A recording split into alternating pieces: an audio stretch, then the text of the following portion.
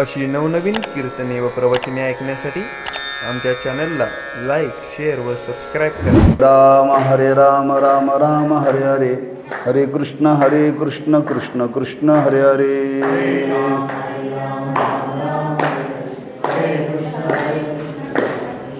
पुंडलिक वरदा हरी विठ्ठल श्री ज्ञानदेव तुकाराम. ब्रह्मानंदं परमसुखदं केवलं ज्ञानमूर्तिं द्वन्द्वातीतं गगनसदृशं तत्त्वमस्यादिलक्ष्यम् एकं नित्यं विमलमचलं सर्वदि साक्ष्यभूतं भावातीतं त्रिगुणरहितं सद्गुरुं तन्नमामि. विनायकं गुरुन्नौमि साखरे नाम विश्रुतं. येषां चरणसान्निध्या जीवा मुक्ता भवन्ति. साखरे वंशविख्यातं ज्ञानदानपरायणं विनायकं गुरुं वन्दे भवबन्धविमुक्तये. नमो ज्ञानेश्वरा निष्कलंका, जयाची गीतेची वाचिता टीका. ज्ञान होय लोका अतिभाविका ग्रंथार्थिया.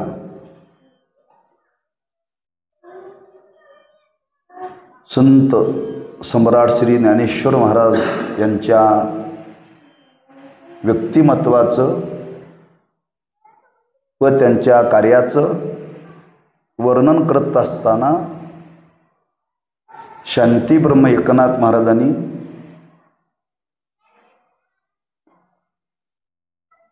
ज्ञानेश्वरीचं शुद्धीकरण केल्यानंतर त्या ज्ञानोबरायांचं केलेलं वर्णन आहे. आणि त्या वर्णनातून महाराज ज्ञानोबरायांच्या ठिकाणी नतमस्तक होतात. पहिला शब्द वापरला नमो. नाम ज्ञानोबरायांना नमस्कार करतात, नतमस्तक होतात. प्रतिवर्षाप्रमाणे संपन्न होणारा हा नामोत्सव गोकुळ अष्टमीच्या निमित्ताने नाम भगवंताच्या अवतार कार्याच्या निमित्ताने सद्गुरू पूर्णानंद महाराजांच्या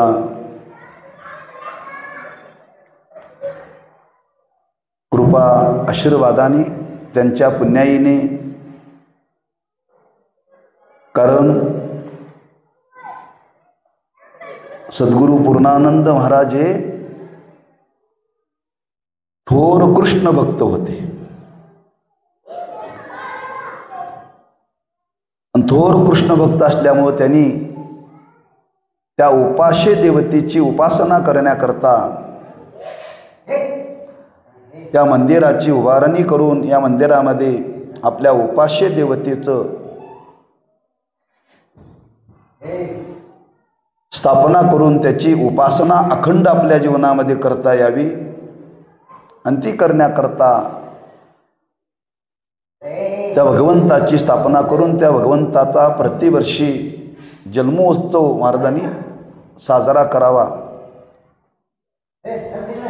आणि तो आजपर्यंत संपन्न होत आहे. दुसरा विचार असा की आपल्या भागवत धर्मामध्ये अनेक भगवंताचे अवतार झाले आणि त्या अवतारामध्ये हा भगवंताचा अवतार आहे. आणि अवताराचं स्मरण करावं, तो उत्सव साजरा करावा असा विधी आहे आपल्या संप्रदायामध्ये. आणि त्याला अनुसरून हा उत्सव संपन्न होत आहे. हा प्रतिवर्षी उत्सव संपन्न होतोच, पण या उत्सवामध्ये एक विशेषत्व काय असेल तर ज्ञानोबरायांचाही हा उत्सव आहे. याच कालावधीमध्ये ज्या दिवशी भगवंत अवतीर्ण झाले त्या दिवशी ज्ञानोबराही अवतीर्ण झाले. पण यावर्षी ज्ञानोबरायांच्या ह्या अवतरणाला, प्रगटीकरणाला, त्यांच्या जयंतीला आज 750 वर्ष पूर्ण होत आहेत.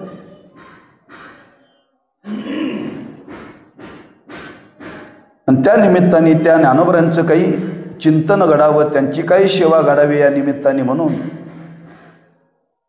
या उत्सवाच्या कालावधीमध्ये ज्ञानोबरांच्या चरित्राचं आपल्याला थोडंसं अवलोकन करायचं आहे.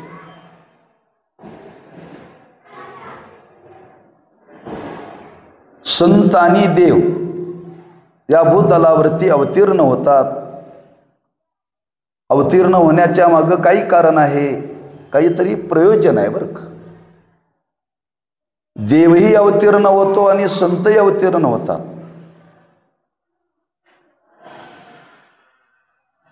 किंबहुना जगाच्या उद्धाराकरता, जगाच्या कल्याणाकरताच देवही येतो आणि संतही येतात. भगवंताच्या अवताराचं वर्णन हेच केलेलं आहे. भक्ता राखे पायापाशी दुर्जनाशी संवारी. आणि संतांच्याही अवताराचं वर्णन केलेलं आहे. जगत उद्धारा लागे धरिला अवतार, मिरविला बडिवार सिद्धाईचा. किंवा अवतार तुम्हा धराया कारण, उद्धराया जन जड जीवा. किंवा जगाच्या कल्याणा संतांच्या विभूती, देह कष्टविती परोपकार. देव आणि संत या जगाच्या उद्धाराकरता, जगाच्या कल्याणाकरता अवतीर्ण होतात. किंबहुना त्यांना अवतार घ्यावा लागतो. पण दोघांच्या अवतारातला थोडासा फरक आहे. देवही धर्माचं रक्षण करतो, साधूचं रक्षण करतो आणि दुष्टाचा संहार करतो. संतही धर्माचं रक्षण करतात, समाजाचं रक्षण करतात, नामसाधकांचं रक्षण करतात आणि दुष्टाचा दुष्टपणा घालवतात. देव दुष्टाचा संहार करतो आणि संत दुष्टाचा दुष्टपणा घालवतात. हा थोडा अवतारातला फरक आहे. पण दोघांनाही अवतार घेऊन जगत उद्धाराचं कार्य करावं लागतं बरं का. आणि त्याच न्यायाने देवाच्या पाठोपाठ संतांनाही अवतीर्ण व्हावं लागतं बरं का. काही कार्य स्वतः देव करतो आणि काही कार्य देव संतांच्या करवी करतो बरं का. काही बंधन देवाने जीवनामध्ये पाळली आणि त्याच न्यायाने त्या भूतलावरती आजपर्यंत अनेक संतांचे अवतार झाले. जसा परमात्मा युगायुगामध्ये अवतीर्ण होतो तसे संतही युगायुगामध्ये अवतीर्ण होतात बरं का. आता अवतार आहे, अवतार म्हणजे काहीतरी कार्य करण्याकरता ही मंडळी आलेली आहेत. येताना काही सामर्थ्य घेऊन आलेले आहेत बरं का. कर्तुम अकर्तुम अन्यथा कर्तुम अशा शक्तीसहित संतही आणि देवही अवतीर्ण होतात. सामान्य कार्य करण्याकरता फार सामर्थ्य लागत नाही, पण विशेष कार्य करण्याकरता काही विशेष सामर्थ्य लागतं बरं का. आणि त्या सामर्थ्यासहित देव व संत अवतीर्ण होतात. म्हणून ज्ञानोबरांच्या अवताराचं वर्णन करताना तुकोबारांनी वर्णन केले. करील ते काय नोहे महाराज, परी पाहे बीज शुद्धांगी. तुका म्हणे आले समर्थाच्या मना, जरी होय राना रंक त्याचा. म्हणजे येताना ही शक्ती घेऊन येतात.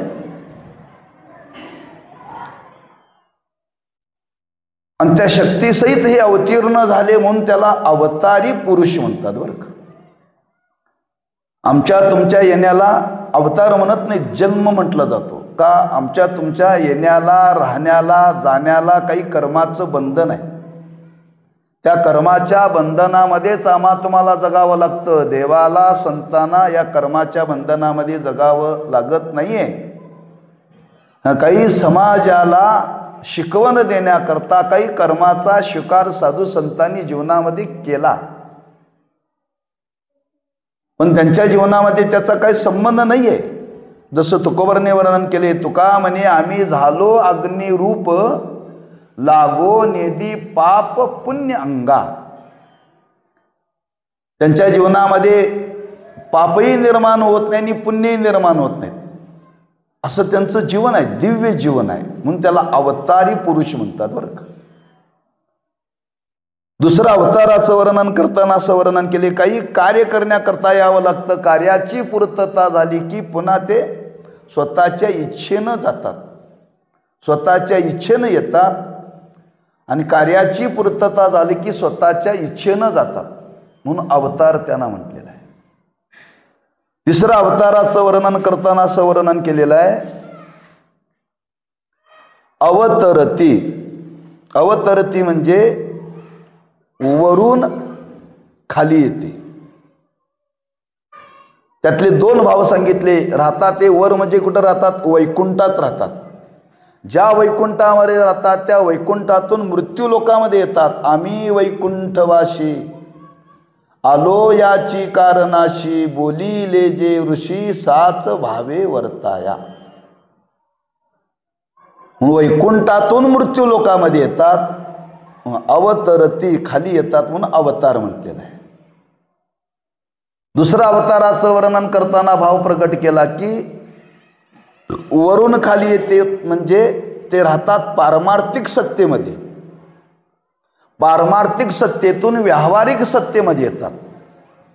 या जगत उद्धाराचं कार्य करायचं असेल, जगाला काही शिकवून द्यायची असेल, जगावरती काही संस्कार करायचे असतील तर या व्यावहारिक सत्तेमध्ये यावं लागतं, आणि ते राहतात पारमार्थिक सत्तेमध्ये. पारमार्थिक सत्तेतून व्यावहारिक सत्तेमध्ये येणं म्हणजे अवतार बरं का. अवतरती म्हणून अवतार तुम्हा शब्द वापरलेला बरं का. हे येणारे पुरुष कोण आहेत? सामान्य नाहीत, देवच आहेत बरं का. कारण देवाला देव रूपामध्ये काही कार्य करता येत नाही, ते संत रूपाने कार्य करण्याकरता देवच संत रूपाने अवतीर्ण होतो. अवतार ज्ञानोबरांचं वर्णन करताना काय वर्णन केले? अवतार पांडुरंग नाव ठेविले ज्ञानी. पांडुरंगच भगवान विष्णूच. जनाबाईंनी वर्णन केले, महाविष्णूचा अवतार सखा माझा ज्ञानेश्वर. नामदेवरांनी वर्णन केले, साक्षात परब्रह्मच. तिन्ही देव जैसे परब्रह्मीचे तसे, जगी सूर्य तैसे प्रकाशले. वर्णन केले म्हणजे तो परमात्माच संत रूपाने अवतीर्ण होतो. म्हणजे देवालाच संत रूपाने अवतीर्ण होऊन काही कार्य करावं लागतं बरं का. म्हणून दोघांमध्ये भेद नाही. देवते संत निमित्त त्या प्रतिमा. मग देवाचं वर्णन करणं काय आणि संतांचं वर्णन करणं काय? एकच आहे. देवाच्या वर्णनाने जे फल मिळतं तेच संतांच्या वर्णनाने फल मिळतं. देवाचं वर्णन करण्याने पुण्य निर्माण होतं, संतांचंही वर्णन करण्याने पुण्य निर्माण होतं. पुण्यवंत व्हावे घेता सज्जनांची नावे. देवाचं वर्णन करण्याने पाप जातं, तर संतांचंही वर्णन करण्याने पाप जातं. तुका म्हणे पापे जाती संतांची या जपे. का? दोघांचं स्वरूप एक आहे. दोघांच्याही जीवनामध्ये कर्माचा संबंध नाही आहे, पण चरित्र करण्याकरता काही गोष्टीचा जीवनामध्ये स्वीकार करावा लागतो, स्वीकार करावा लागतो. आणि असा हा संतांचा अवतार या भूतलावरती अनेक वेळा झाला. त्या अवतारापैकी हा ज्ञानोबरांचा अवतार आहे. आणि त्या अवताराचं काय वैशिष्ट्य आहे, त्या अवताराचं काय स्वरूप आहे, अवतार घेऊन या महात्म्यांनी काय जगामध्ये केलं, तेव्हा त्यांच्या त्या स्वरूपाला पाहून शांतीब्रह्म एकनाथ महाराज नमन करतात, नमो, नतमस्तक होतात बरं का. कारण कार्याचा आरंभ करत असताना पहिल्यांदा नमस्कार करून कार्याचा आरंभ करावा. संत असो देव असो, पहिला प्रथम तिथं नमस्कार केला पाहिजे बरं का. म्हणजे त्यांच्याविषयी आपल्या अंतःकरणामध्ये असलेला आदर व्यक्त करण्याकरता नमस्कार करायचा बरं का. नमो शब्द वापरलेला आहे अनेक ठिकाणी. नमो ज्ञानेश्वरा, नमो ज्ञानेश्वरा, निवृत्ती उदारा सोपान देवा, नमो मुक्ताबाई त्रिभुवन पावनी आद्यत्रे जननी देवाची. नमो, नमो शब्द वापरला बरं का. आणखी ठिकाणी नाथ महाराजांनी ओम नमो ज्ञानेश्वरा, करुणा करा दयाळा, तुमचा अनुग्रह लादलो पावन झालो चराचरी. त्या संतांच्या ठिकाणी माणसांनी नतमस्तक व्हावं. संतांच्या विषयी आपल्या अंतःकरणामध्ये नम्रता धारण करावी. संतांच्या विषयी आपल्या अंतःकरणामध्ये आपण पूज्य भाव धारण करावा. संतांच्या विषयी आपल्या अंतःकरणामध्ये आदराची भावना असावी. जेवढ्या आदराने, जेवढ्या पूज्य भावाने, जेवढ्या नम्रतेने देवाला आपण नतमस्तक होतो तेवढ्याच बरं का. आणि तो भाव प्रगट करण्याकरता नाथ महाराजांनी पहिला शब्द वापरला नमो बरं का. नतमस्तक व्हा. का? ते पूज्य जीवन आहे, अतिशय पूज्य जीवन आहे बरं का. किती पूज्य आहे? देवापेक्षा सुद्धा पूज्य आहे. तुकोबारांनी वर्णन केले. तुकोबाराय म्हणतात, तुम्ही देवाची पूजा करण्याकरता प्रवृत्त झाला आणि देवाची पूजा करत असताना तुमच्या घरी जर अचानक जर संत आले तर काय करावं? करिता देवार्चन. घरा आले संत जन, देव सारावे परते, संत पूजावे आरते. एवढा पूज्य भाव सांगितला बरं का. म्हणजे देवापेक्षा सुद्धा संतांच्या पूजेला फार महत्व दिलं. तेवढाच किंबहुना त्याच्या पुढे वर्णन केले, देवाला सुद्धा त्याची पूजा करण्यापेक्षा संतांची पूजा केली तर फार आनंद होतो बरं का. तुका म्हणे, देवा त्यांची केली पावे सेवा. त्या देवाची पूजा करा वा संतांची पूजा करा, ती देवाला प्राप्त होते बरं का. म्हणून त्यांच्याविषयी अंतःकरणामध्ये पूज्य भाव असावा. पूज्य भावनेने आपण संतांच्याकडे पाहावं, किंबहुना त्यांच्या जीवनाशी आपण नतमस्तक व्हावं. नतमस्तक व्हावं. कोणताही विचार मनामध्ये न आणता त्यांच्या चरणाच्या ठिकाणी तुकोबारांनी वर्णन केले, श्री संताची माता चरणावरी साष्टांग हे करी दंडवत. इथं नमो शब्द वापरला. या नमो शब्दातून अनेक भाव प्रकट करता येतील बरं का. नमस्कार करणे, नतमस्तक होणे, त्यांना साष्टांग दंडवत घालणे, कसंत जीवन आहे बरं का ते. आणि आमच्या तुमच्या उद्धाराकरता ते अवतीर्ण झालेले आहेत. स्वतः देव स्वरूप आहेत. देव स्वरूप आहेत बरं का. म्हणून नाथ महाराज त्या ज्ञानोबारांच्या स्वरूपाच्या ठिकाणी, त्यांच्या व्यक्तिमत्वाच्या ठिकाणी नतमस्तक होतात बरं का. त्यांना नमस्कार करण्याने एक जीवनातला फार मोठा फायदा आहे बरं का. की संतांना नमस्कार करण्याने आपल्या जीवनातले दोष तर जातातच, पण त्यांना नमस्कार करण्याने आपल्या अंतःकरणातले दोष निघून जातात बरं का. देह पवित्र होतो यात नवल नाहीये. इंद्रिय सुद्धा पवित्र होतात. किंबहुना सकल जीवन आपलं पवित्र होतं. गंगेमध्ये स्नान केल्यानंतर शरीर शुद्ध होतं. गंगेमध्ये स्नान केल्यानंतर शरीर शुद्ध होतं. पण संतांच्या ठिकाणी नतमस्तक होण्याने शरीर तर शुद्ध होतच, पण अंतःकरण नाम इंद्रिय सुद्धा शुद्ध होतात बरं का, लक्षात ठेवा. म्हणून तर त्या संतांच्या शरणागतीचं वर्णन करताना वर्णन केले, तनो मनो जीवे चरणाशी लागावे, अगर्वता करावे दास्य सकळ.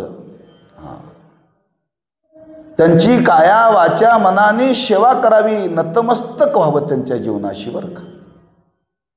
किंबहुना एकदा संत जीवनाची नतमस्तक आपण झालो तर इतर कोणाशी नतमस्तक होण्याची गरजच नाहीये. म्हणून इथं नाथ महाराज आपल्याला सांगतायत, त्या ज्ञानोबरायांना नमन करतायत बरं का. कोण करतायत? संतच संतांना नमन करतायत. संतच संतांना नमन करतात का? संतांनी संतांना ओळखलेला आहे, संतांनी संतांचा अधिकार जाणलेला आहे. आम्हा तुम्हाला देवही कळत नाही, संतही कळत नाही, किंबहुना थोर पुरुषाचं जीवन आम्हा तुम्हाला कळत नाही. लक्षात ठेवा. आमचा स्वभाव कसा आहे, काय चमत्कार केला तर नमस्कार बरं का. म्हणजे एखाद्या थोर पुरुषांनी चमत्कार केला तर माणसं नमस्कार करतात, नतमस्तक होतात. संतांनी संतांचं वर्णन करताना हे चमत्कारातून वर्णन केलेलं नाही, त्यांच्या स्वरूपाला जाणून नमन केलेलं आहे बरं का. त्यांच्या स्वरूपाला जाणून नमन केलेलं आहे. चमत्कार केल्यानंतर कोणी नमस्कार करेल, पण त्यांच्या स्वरूपाला जाणून त्यांच्या ठिकाणी नतमस्तक व्हावं हे फक्त संतच करू शकतात बरं का. म्हणून नाथ महाराजांच्या जीवनामध्ये हा त्यांना आलेला अनुभव आहे. त्यांनी ज्ञानोबरायांना जाणलेलं आहे, ज्ञानोबरायांचं स्वरूप जाणलेलं आहे बरं का. ज्यावेळी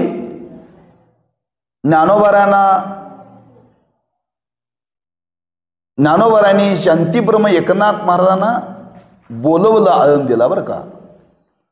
स्वप्नामध्ये दृष्टांत दिला, निमित्त केलेलं आहे या ज्ञानेश्वरीचं शुद्धीकरण करण्याच्या निमित्ताने.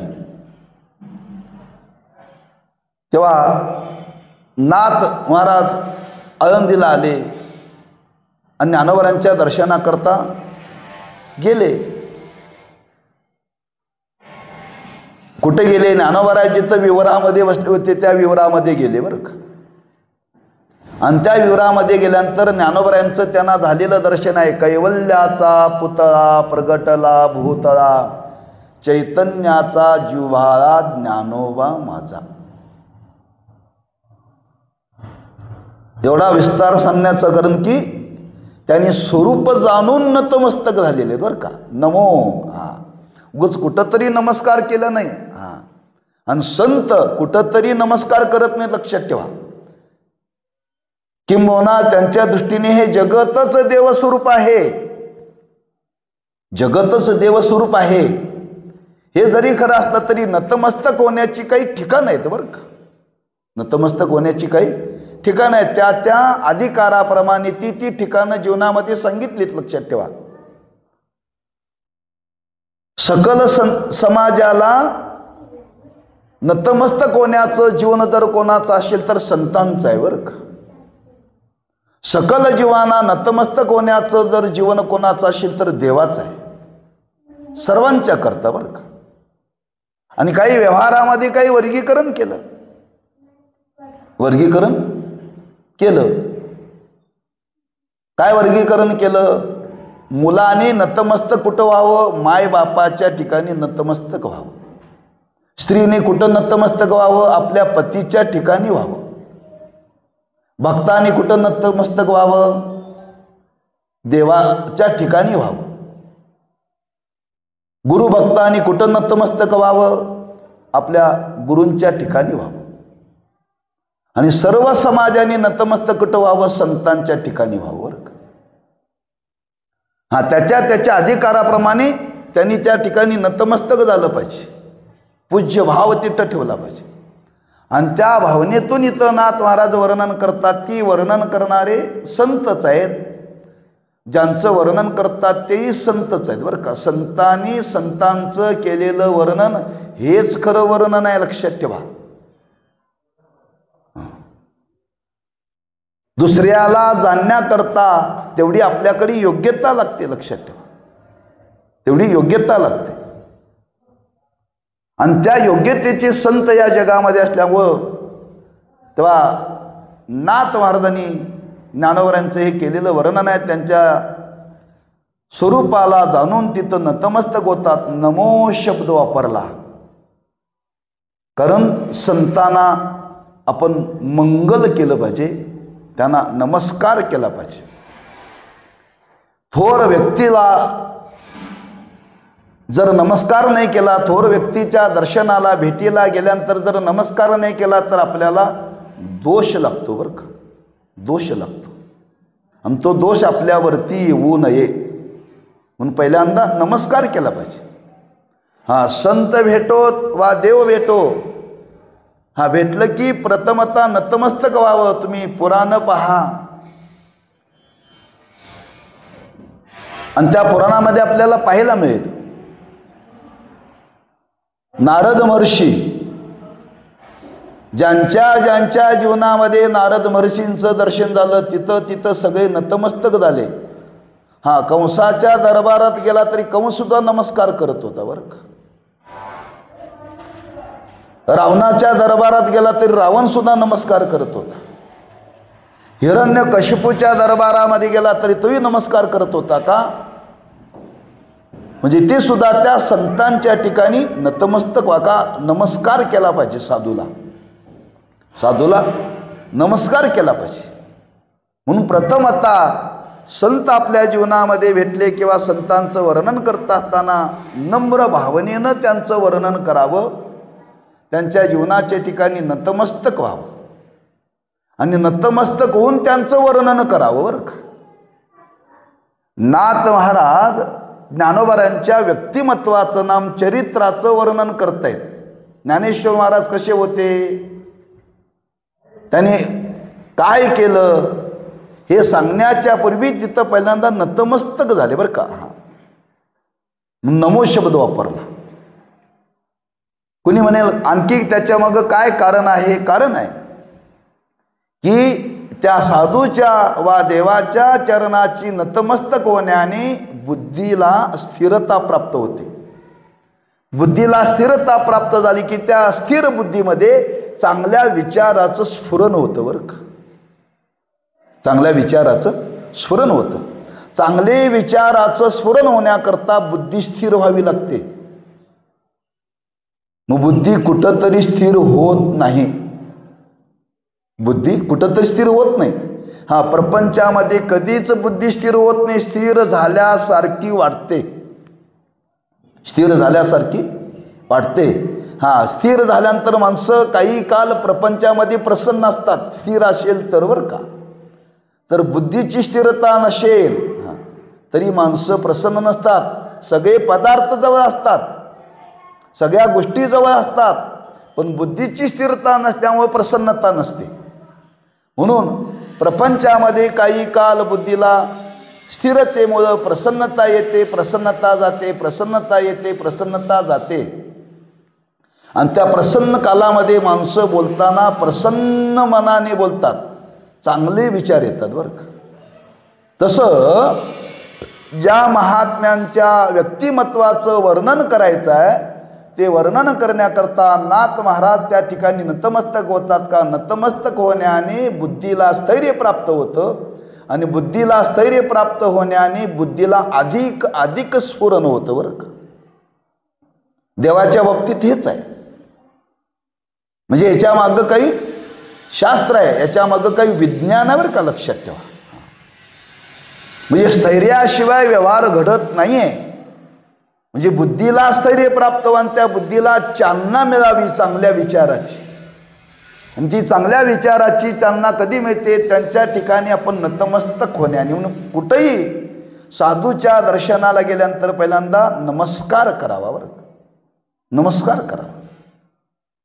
का त्यांचं जीवन हे शुद्ध आहे, त्यांचं जीवन पवित्र आहे, त्यांचं जीवन मंगल स्वरूप आहे. कधी साधूच्या जीवनाच्या बाबतीत शास्त्रामध्ये असं वर्णन केलेला, जातीचा विचार करू नये, याता याती धर्म नाही विष्णुदासा, निर्णय हा ऐसा वेदशास्त्री. जातीचा संतांच्या जीवनामध्ये काही संबंध नाही का. संत कोणत्याही जातीमध्ये प्रकट हो, ते शुद्धच आहेत, पवित्रच आहेत. कुठल्याही जातीमध्ये ते अवतीर्ण हो, त्यांच्या जीवनाच्या ठिकाणी नतमस्तक व्हावं. जातीचा संबंध त्यांच्या जीवनाशी नाही आहे. का त्यांचं जीवनच तेवढं शुद्ध आहे, जेवढं पवित्र आहे, म्हणून त्या जीवनाशी नतमस्तक व्हावं. म्हणून प्रथमतः नाथ महाराज ज्ञानोबरांच्या जीवनाच्या ठिकाणी नतमस्तक होतात, नमस्कार करतात. का त्याचं वर्णन केले, नमो ज्ञानेश्वरा निष्कलंका, त्यांना संबोधित करतात ज्ञानेश्वरा. वर्णन करताना वर्णन केलं जातं, अनेक भावछटा प्रकट केल्या जातात. ज्ञान अधिक ईश्वर बरोबर ज्ञानेश्वर बरं का. ज्ञान अधिक ईश्वर बरोबर ज्ञानेश्वर. ज्ञानच ईश्वराच्या रूपाने प्रकट झालेलं आहे, किंवा ईश्वरच ज्ञानाच्या रूपाने प्रकट झालेला आहे बरं का. ईश्वरच ज्ञानाच्या रूपाने प्रकट झालेलं लक्षात ठेवा. संतांच्याकडे पाहत असताना त्यांना ज्ञान स्वरूप म्हणून त्यांच्याकडे पहा. का तो ईश्वरच ज्ञानाच्या रूपाने प्रकट झालेला आहे. ज्ञान प्रकट झाल्याशिवाय, ज्ञान रूपाने प्रकट झाल्याशिवाय जगातला अज्ञान रूपी अंधार जाणार नाही बरं का. अंधाराला निवृत्त करण्याकरता प्रकाशाची गरज आहे. अंधाराला घालवण्याकरता प्रकाशाची गरज आहे. प्रकाशाशिवाय अंधार निवृत्त होत नाही, लक्षात ठेवा. तसे या जगतातला अज्ञान रूपी अंधार निवृत्त घालवण्याकरता तो ईश्वरच ज्ञान रूपाने प्रकट झाला बरं का. ईश्वरच ज्ञान रूपाने प्रकट झाला म्हणून त्यांचं वर्णन केले. त्यांच्याच भाषेमध्ये आपल्याला बोलता येईल, ते ज्ञानाचे चालते बिंब, तयाचे अवयवते सुखाचे कोंब, येर माणूस पण ते भांब लौकिक भागू. हे ज्ञान स्वरूपच आहे. चालतं बोलतं ज्ञान म्हणजे ज्ञानेश्वर महाराज. ज्ञानेश्वरा शब्द वापरला बरं का. ईश्वरच ज्ञान रूपाने प्रकट झाला. का जगाला ज्ञानाची गरज आहे, ज्ञान देण्याकरता तो ईश्वरच ज्ञान रूपाने प्रकट झालेला. आणि त्यांच्याच जीवनातून हे ज्ञानाचं ऐश्वर्य प्रकट झालं, त्याला म्हणतात ज्ञानेश्वरी. ज्ञानेश्वर म्हणजे ईश्वरच ज्ञानाच्या रूपाने प्रकट झाला आणि त्याने ऐश्वर्य निर्माण केलं, ते ज्ञानाचं, ते ज्ञानेश्वरीच्या रूपाने केलं म्हणून ज्ञानेश्वरी. म्हणून ते साक्षात ज्ञान स्वरूप आहेत. त्याचा दुसरा असा अर्थ होतो, ज्ञान स्वरूप आहेत म्हणजे ते ब्रह्मस्वरूप आहेत. ब्रह्म स्वरूप आहेत. त्या ब्रह्मालाच ज्ञान स्वरूप म्हटलं जातं बरं का. तिथं अज्ञानाचा संबंध नाही, अज्ञानाचा संबंध नाही आहे. तुम्हाला जन्म घ्यावा लागतो आणि जन्म घेऊन अज्ञान घालवावं लागतं. ही मंडळी जन्माला येतानाच उपजताची ज्ञानी हे वर्म जाणुनी आले लोटांगणी चांगदेव. जन्माला येताना ज्ञान घेऊनच आले, वर्णन केले उपजताची ज्ञानी, ज्ञान घेऊन आले. आम्हाला ज्ञान मिळवण्यामध्ये जन्मच्या जन्म जातात. एका जन्मात ज्ञान मिळत नाही, लक्षात ठेवा. आम्ही जे व्यवहारामध्ये मिळवतो त्याला ज्ञान म्हणत नाहीत. हे पोट भरण्याकरता केलेलं आहे खटाटो बरं का. ज्याच्याने स्वस्वरूपाचं अज्ञान निवृत्त होतं त्यालाच ज्ञान म्हटलं जातं. बाकी कशाला तरी ज्ञान म्हटलं जात नाही. म्हणून ते ज्ञानस्वरूप आहेत ना, ब्रह्मस्वरूप आहेत. आणि ते नाम ब्रह्मच, तो ईश्वरच ज्ञान रूपाने प्रगट झालेला आहे. कुणी म्हणे ज्ञान कुठं चालतं का हो, ज्ञान कुठं बोलतं का हो, ज्ञान कुठं क्रिया करतं का हो? करत नाही, बरोबर आहे. या ग्रंथामध्ये सुद्धा ज्ञानच आहे. ते बोलतं का? नाही. ते बोलून दाखवावं लागतं, त्याचं वर्णन करावं लागतं. ज्ञान कधी बोलत नाही. आणि तर ते बोलायला लागलं तर ते जड होईल बरं का. बोलायला लागलं तर ते जड होईल. मग तुम्ही कसं काय वर्णन करता? ज्ञानच ते प्रगट होतं, पण कधी त्याला उपाधीचा स्वीकार करावा लागतो.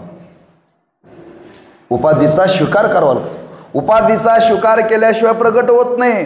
म्हणून हे ज्ञान जगाला देण्याकरता ते ज्ञान स्वरूप असणारं परब्रह्मच उपाधीचा स्वीकार केला. कोणता? दया नावाची उपाधी. दया नावाची उपाधी.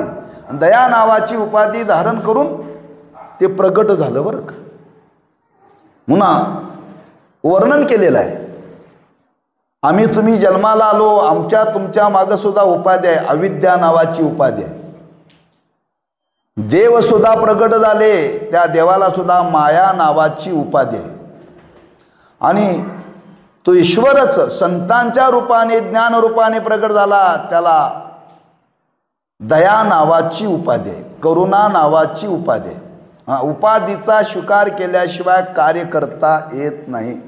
कार्य करता येत नाही. जमिनीमध्ये पाणी आहे, ते बाहेर काढायचं असेल तर बोर मशीननं तिथपर्यंत जावं लागतं.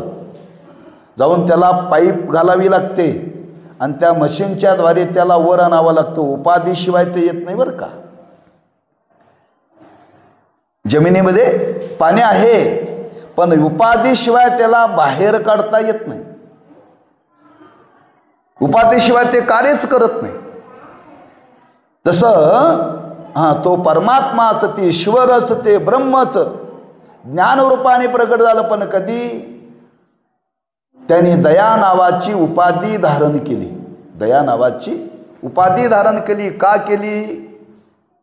बुडत हे जन न देखवे डोळा, येतो कळवळा म्हणून या.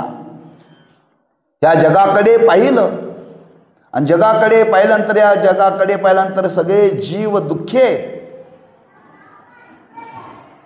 कळवळ अंतःकरणामध्ये निर्माण झाला आणि त्या कळवळ्याच्या पोटी ते अवतीर्ण झाले बरं का.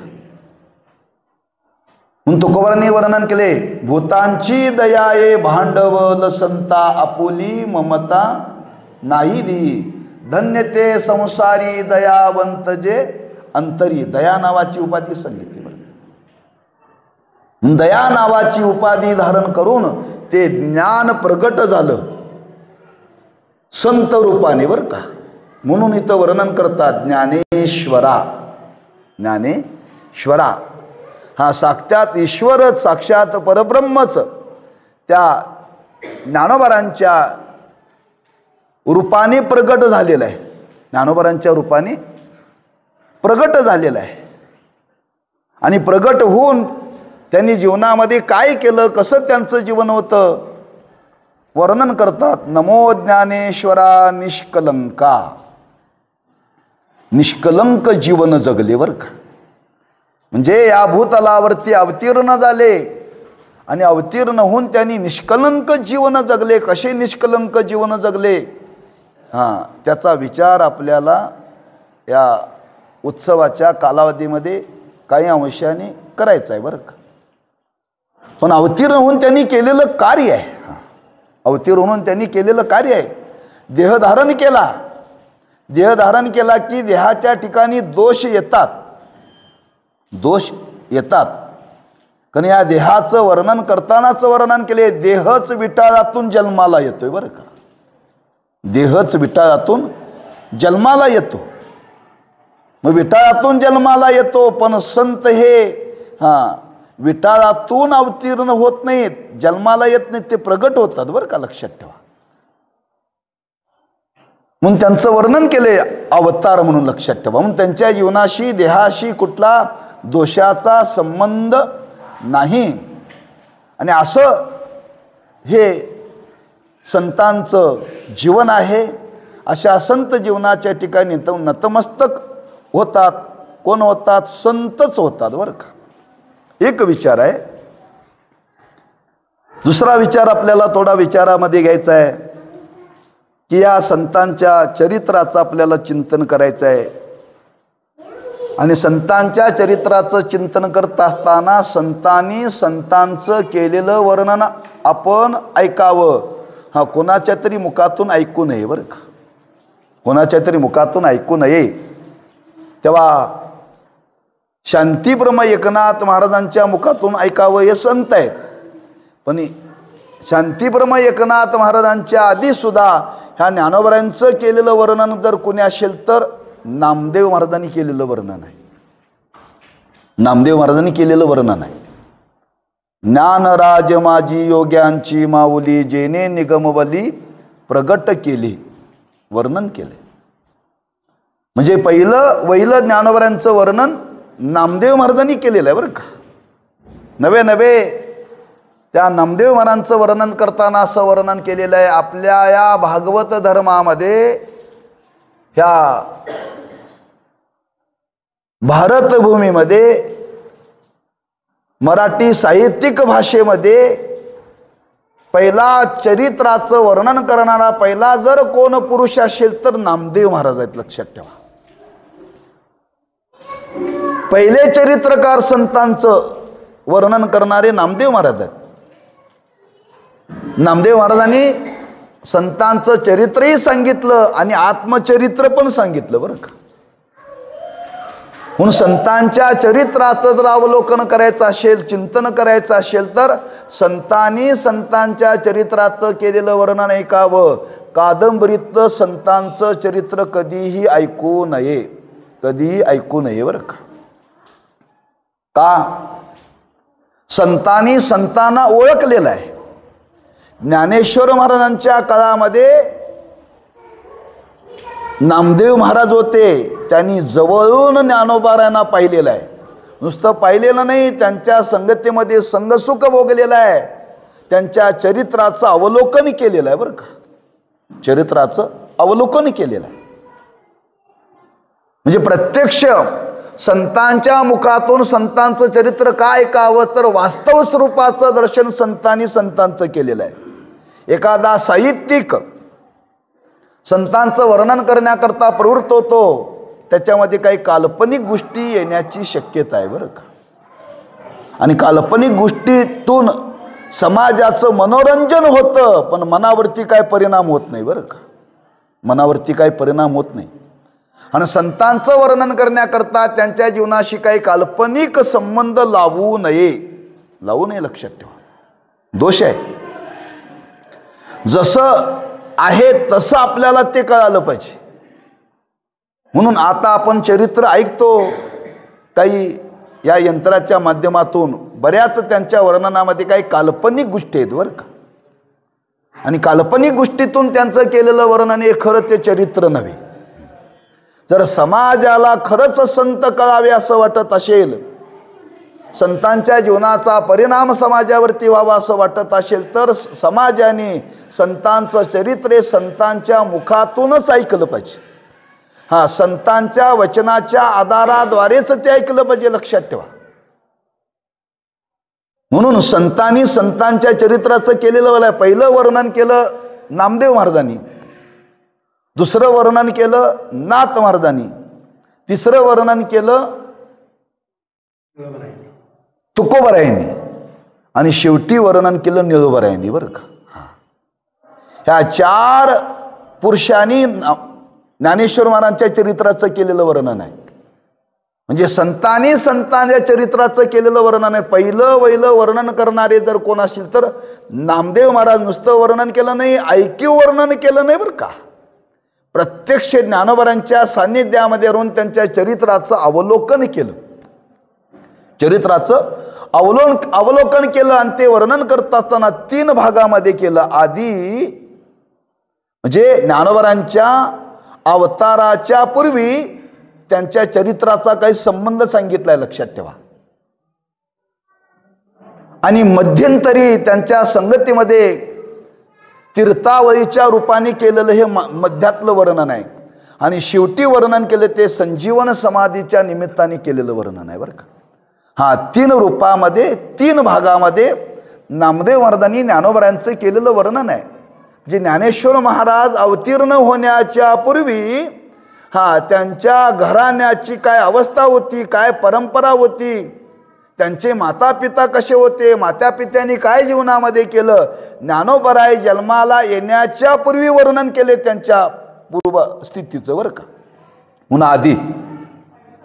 आणि त्यांच्या सान्निध्यामध्ये राहून केलेलं वर्णन आहे. मधला काळ आहे तीर्थयात्रेच्या नियमाने तीर्थावळी. आणि शेवटचं वर्णन आहे समाधी प्रसंग बरं का. तिन्ही रूपातलं वर्णन नामदेव महाराजांनी विस्ताराने केलेलं आहे. तेवढं वर्णन करण्याकरता आपल्याकडे वेळ नाही आहे. थोडंसं आपल्याला वर्णन करता येईल. फार विस्ताराने वर्णन केलेलं आहे नामदेव महाराजांनी बरं का. पण काहीसं आपल्याला या कालावधीमध्ये त्यांच्या चरित्राचं अवलोकन करायचा का. ज्ञानोबांच्या अवतरणाला 750 वर्ष पूर्ण झाली. आपण समाजामध्ये सुद्धा काय करतो, वाढदिवस साजरे करतो, वाढदिवस साजरे करतो. मग आपण संतांचा वाढदिवस साजरा का करू नये. ज्ञानोबांचा 750वा वाढदिवस आहे. तो कसा वर्णन करावा, त्यांचं चरित्र वर्णन करून वर्णन करावा बरं का. नुसती फुलं उधळून नव्हे. का त्यांच्या चरित्राचं, त्यांच्या अवतरणाचं आपल्याला काहीतरी ज्ञान व्हावं. कशा करता हे संत अवतीर्ण झाले, येण्याचं कारण काय, ते स्वरूपाने कसे होते आणि त्यांनी समाजाकरता काय केलं याचं चिंतन करायचं. आणि ते चिंतन करत असताना संतांनी केलेल्या वर्णनातून ते चिंतन करायचं आहे. केवळ साहित्यिकाने केलेल्या वचनातून त्यांचं वर्णन करायचं नाही का. वर्णन करण्याला कुठंतरी दोष लागेल आणि तो दोष येऊ नये. तिसरं कारण आहे संतांच्या चरित्राचं का वर्णन करावं. समाजामध्ये चारित्र्य संपन्न माणसांची निर्मिती होण्याकरता चारित्र्यवानाचं वर्णन करावं, असा एक विधी आहे बरं का. चारित्र्य संपन्न समाज निर्माण झाला पाहिजे. आणि चारित्र्य संपन्न समाज निर्माण होण्याकरता वर्णन कोणाचं करावं, ज्यांचं चरित्र शुद्ध आहे, ज्यांच्या चरित्राचं वर्णन करण्याने समाजाच्या मनोमंदिरामध्ये काहीतरी परिवर्तन घडेल असं ज्यांचं जीवन आहे, त्यांच्याच चरित्राचं वर्णन समाजाच्या समोर करावं बरं का. ही परंपरा आपल्यामध्ये. जिजाऊ मातेने छत्रपती शिवाजी राजांना कोणाची चरित्र सांगितली हो, सोम्या गोम्याची. थोर पुरुषांची चरित्र सांगितली. आणि थोर पुरुषांची चरित्र सांगून त्यांच्या जीवनामध्ये वीरत्व जागं केलं, धर्माविषयी निष्ठा निर्माण केली, समाजाचं कार्य करण्याची त्यांच्या अंतःकरणामध्ये प्रेरणा निर्माण केली, केवळ थोरांची चरित्र सांगून. म्हणून आपल्याकडे पद्धत आहे, लहान मुलांना चरित्र कोणाची सांगावी, थोरांची चरित्र सांगावी बरं का, त्यांच्या मनावरती परिणाम होण्याकरता. म्हणून समाजामध्ये सुद्धा समाज घडवण्याकरता, समाज शुद्ध होण्याकरता आज संतांच्या चरित्राची समाजाला कुठंतरी आपण दृष्टी दिली पाहिजे. म्हणून त्यांच्या चरित्राचं वर्णन करायचं आहे. पण त्या चरित्राचं वर्णन करण्याकरता त्यांच्या ठिकाणी पहिल्यांदा नतमस्तक झालं पाहिजे. म्हणून इथं ज्ञानोबांच्या या जीवनाच्या ठिकाणी प्रथमतः नाथ महाराज नतमस्तक होतात आणि नतमस्तक होऊन वर्णन करतात. नमो निष्कलंक, नमो ज्ञानेश्वरा निष्कलंका म्हणून नमन पहिल्यांदा केलेला आहे. नतमस्तक होऊन त्यांचं वर्णन करतात, असा पहिला विचार आज आपण इथं या ठिकाणी प्रकट केलेला आहे. याचा पुढचा विचार आपण पुढच्या कालावधीमध्ये काही वर्णन करण्याचा प्रयत्न करू. तेव्हा आज या ठिकाणी आपण थांबूया. पुंडलिक वरदारी विठ्ठल श्री ज्ञानदेव तुकाराम. यत्र योगेश्वर कृष्ण